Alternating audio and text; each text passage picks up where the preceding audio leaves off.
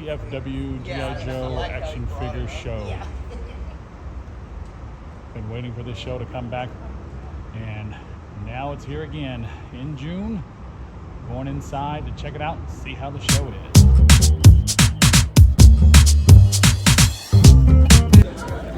That's a cool one.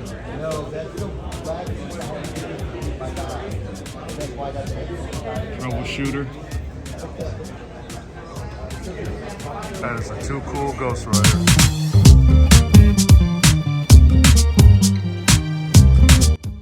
Wow. It's pretty cool. Never seen Chuck Norris. That's cool. And then Sean Connery I've seen. Is that the... Looks like the collector guy. And then that's Logan. Wow. Wow. Doom. Wow.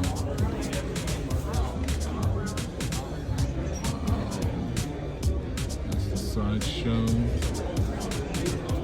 Wow.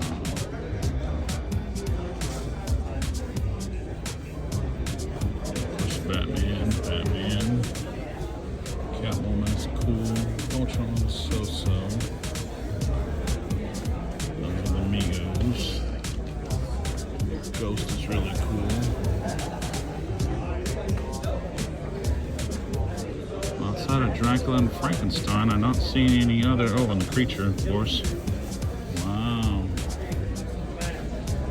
Haven't seen the Creature. That's cool. Nice. No other monsters.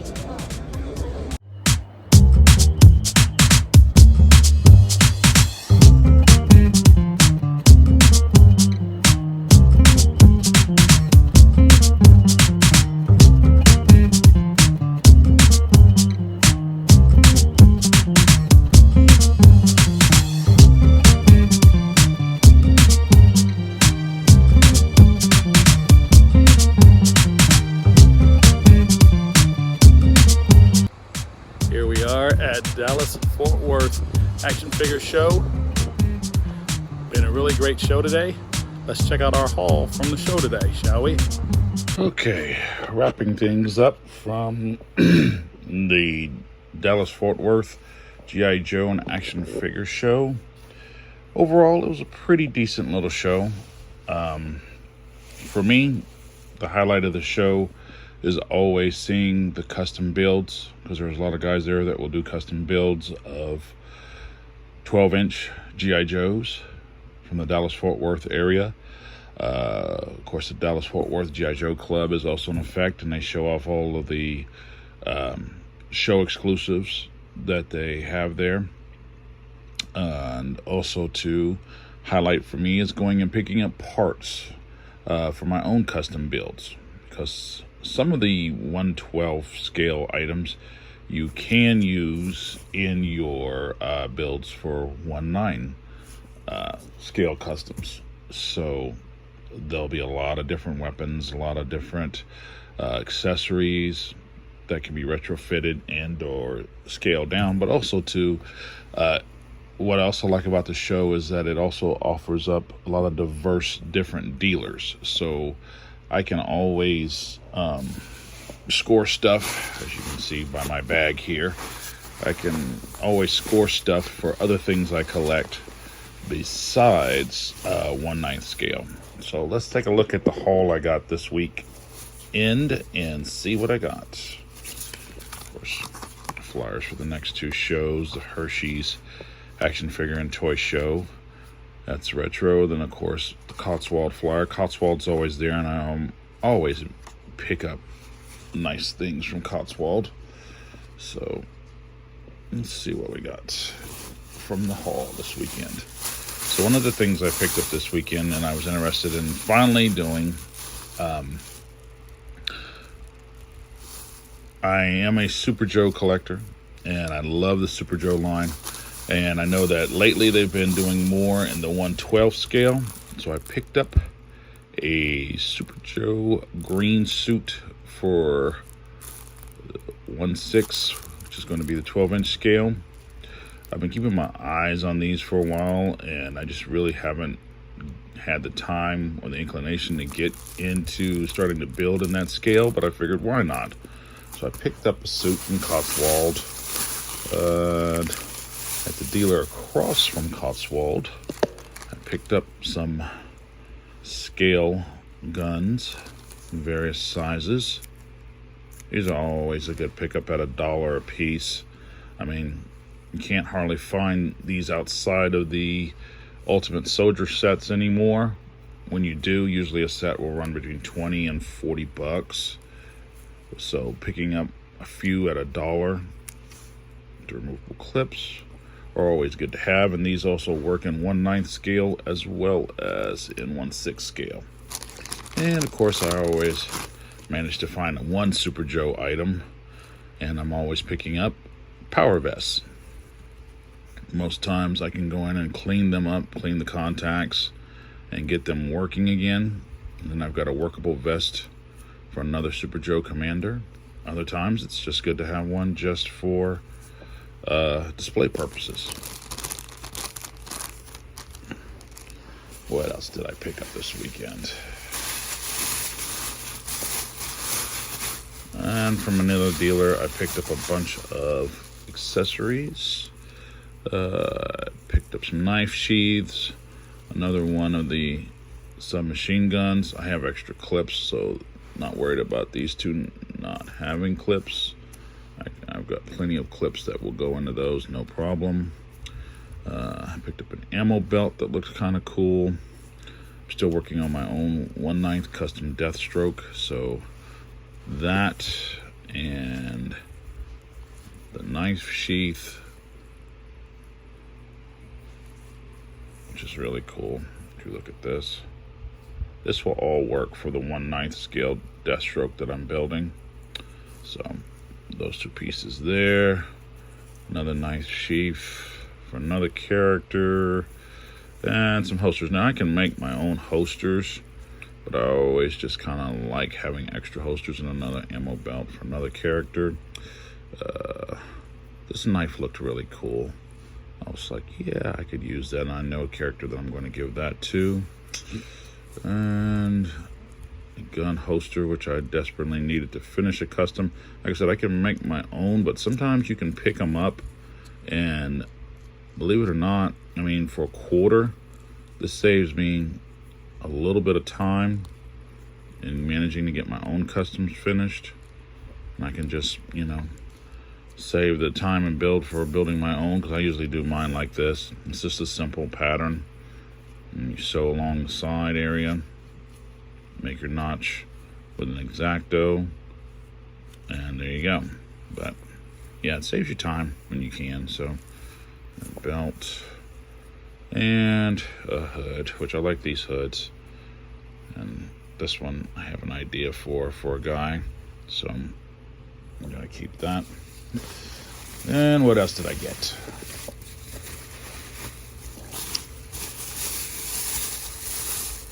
All right, so because I'm going to start getting into the 1/12 scale again, I picked up 2 bodies.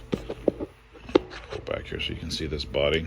But I mean, this is a Playmates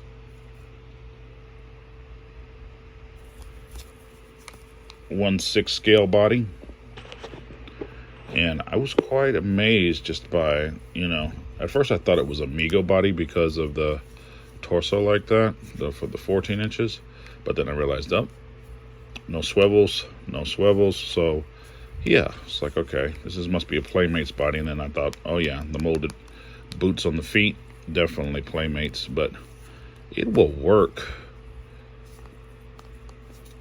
for what I'm going to build, because I think I'm going to take this build and use it with the Super Joe.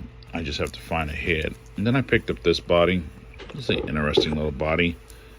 It wasn't that much. Usually you can pick up bodies at this show for between $5 and $10. Usually $10 if it's got head and outfit. Otherwise it's usually $5 for a naked body or so, depending upon, the dealer.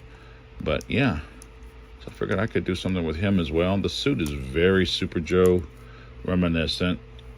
If I remove that logo, and paint the rest of the sleeves black and the collar black, I mean, that would almost be a match for the green Adventurer. So then I'd have a green Adventurer. So there's something there too. Okay. What else did I pick up? Like I said, I also use this show to pick up a lot of diverse lines of stuff. I picked up a head, which that head is not properly in scale to this head, but I'll save it for another body. But I really like that head, so I was like, okay, I'll get that head. What else? Okay. So, one of the minor things that I collect outside of 1/9 scale is I also collect JLU figures. And I needed to finish off the JSA side of it, so this actually gets me pretty close. Flash, Green Lantern, and Dr. Midnight. All the figures are pretty much drop dead mint. This completes my JSA set. I already have Wildcat and Dr. Fate. I think well, actually, no, I take that back. I have one figure left to complete to go with it, and that's Hawkman. So once I get and score a Hawkman to go with this, then I'll have the complete JSA in the JLU line. So that was a good score this weekend. And I also picked up some more minifigs. Of course, my wife got me into the minifigs. And I picked up a Domino from the movie, and I picked up a Superwoman, which will go great with my Ultraman. I already have Ultraman, so only one left I want to add to that set is going to be Power Ring, but then I'll have the 3 that I want, and yeah, movie Domino, so that's really cool.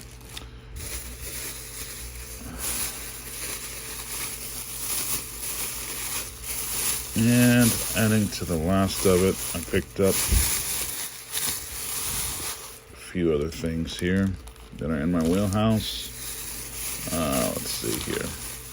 I also collect the minifigs, and I've been customizing and working on making other minifigs to expand out the minifig line. So I picked up a Cyborg and a gold Superman. I already have the movie Cyborg from Justice League movie.